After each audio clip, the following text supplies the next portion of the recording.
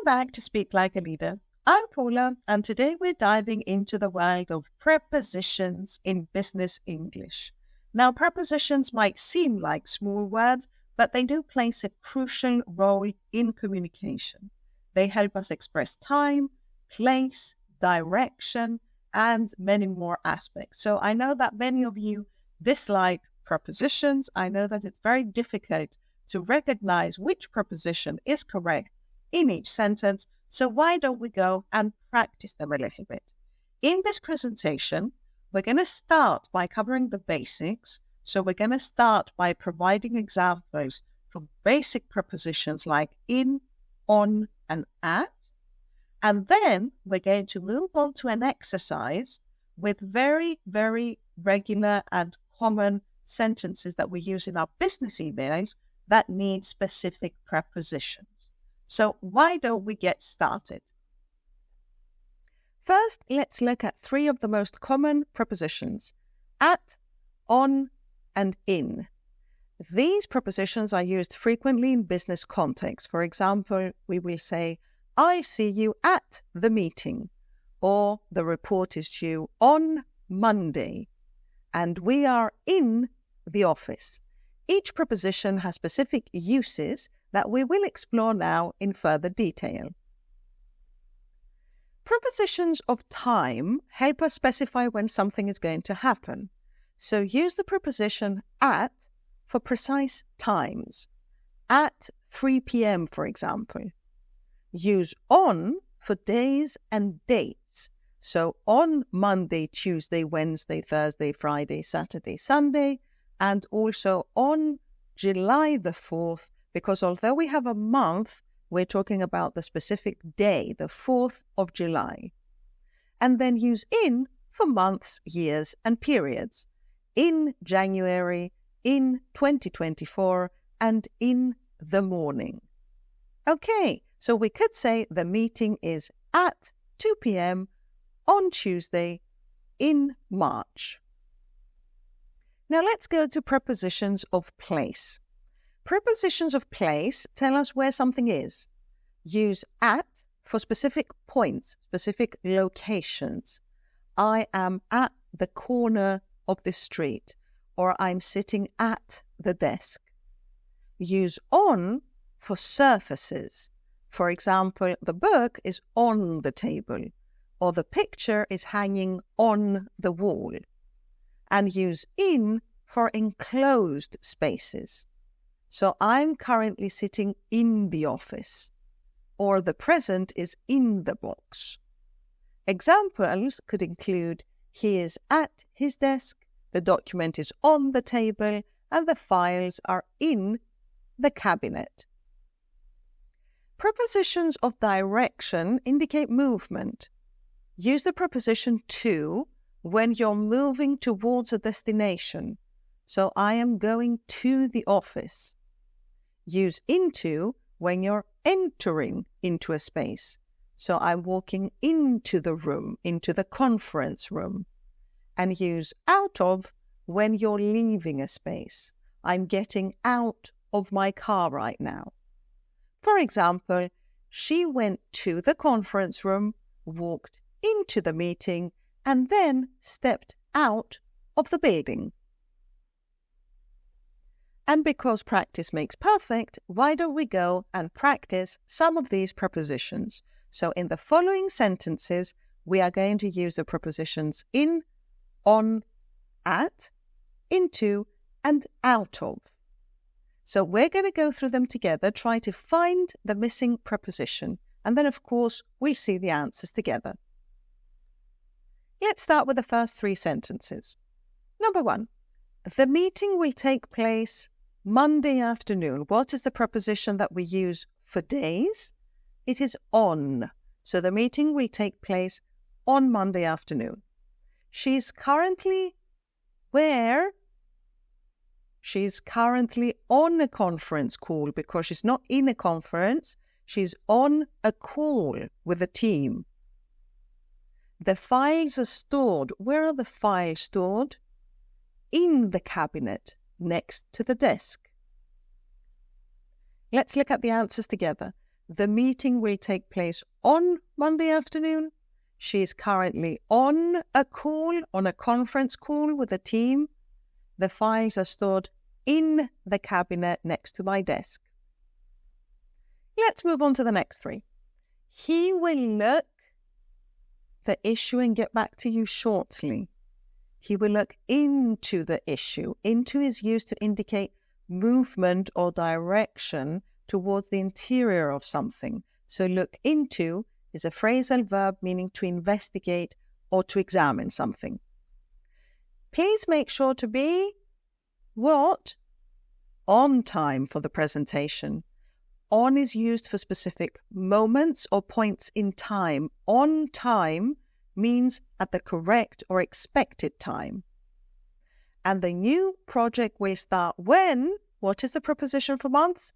In January. It is used for months, years, and longer periods. So in January means during the month of January. Let's look at the answers together. He will look into the issue and get back to you shortly. Please make sure to be on time for the presentation, and the new project will start in January. Moving on. She walked the office and greeted everyone warmly. Where did she walk? She walked into the office. Into indicates movement towards the inside of a place. Walked into the office means she entered into the office. The report is due when? At the end of the month. At is used for specific points in time. So we say at 3 o'clock or at the end of the month, specifying a particular time when the report is due. And the CEO is in charge of the final decision. In is used to indicate a role or position. In charge means having control or responsibility for something. Let's review the answers. She walked into the office. The report is due at the end of the month. And the CEO is in charge of the final decision. Okay, last three sentences for today. I need to check this matter before making a decision.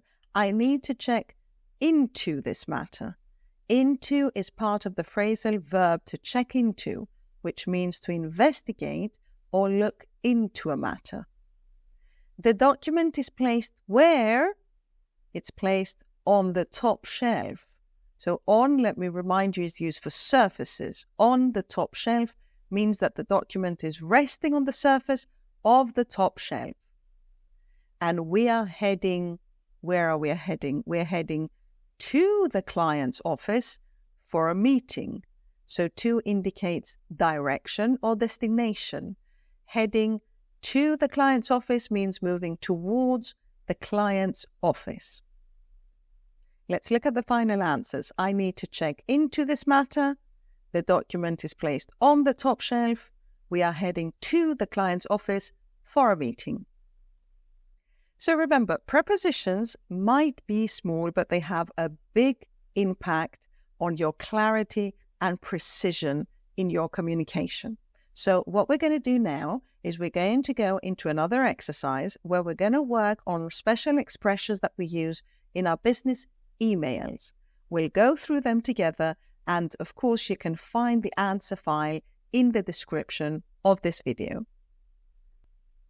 So moving on, I want to share with you this exercise that I share with all of my students, because these are some sentences that many people make mistakes, especially with the prepositions. So let's go through them together. Let's see how many of them you can find. And don't worry if you can't find all of them. I will have the answer file of this document in the description of this video, so you can take a look at it and make sure that you know exactly how to write these sentences. So, number one, attached are the details of your purchase. Thank you for bringing this matter to our attention. Try to read along with me and find the preposition before I say it. Number three, according to our records, these invoices have not been paid. Please let me know if I can be of assistance or of help or of support.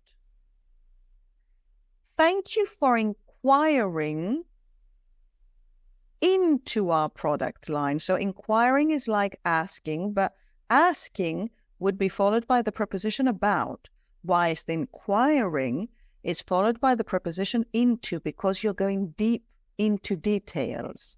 Okay. Number 6, I'm writing to express my dissatisfaction about the customer service I received or on the customer service I received. I'm forwarding your request where?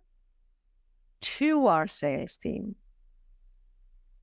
A representative will be waiting for you where? Location? At the airport. Number 10, please contact me.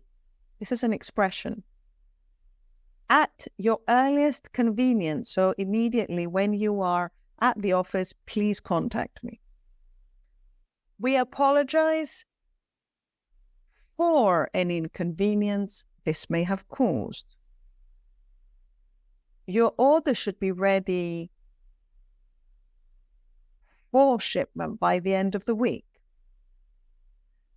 I have some questions. There are 2 prepositions that could go here appropriately. So I have some questions either about the policy change or on the policy change. Thank you in advance for your help with this matter. I'd like to follow up on our conversation from yesterday. When we finish an email, we usually write, I look forward to hearing from you. Could you please take a look? So you might ask your manager, could you please take a look at this for me? Number 18, please get back to me as soon as possible. Could you please give me an update on your progress? Would you be interested, what preposition goes with interested? In receiving our quarterly newsletter? I should have an answer for you.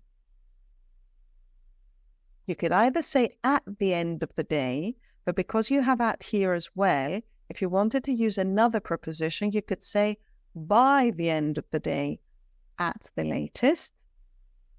Number 22, on behalf of the entire company, I'd like to welcome you to the team. 23, we're still looking. We usually say that we look for something, but here we mean that we want to investigate the matter. So we are looking into the matter. We should have an answer for you tomorrow. And the last one, number 24, I need to check with my supervisor first. Okay, so how many of these did you get? If you got about 70 or 80%, I think you're in a good direction. If there were more, check the answer file, which is actually in this file on the next page. Okay, so you will find the missing prepositions in the answer file, and I have it at the description of this video. So make sure to read through them many, many times so that you stop making mistakes in your business emails. This is very important because these are very common expressions that will make you sound less professional if you are making mistakes with them. Okay, so I hope this was helpful. Thank you for watching this video and doing these exercises with me. See you in our next video.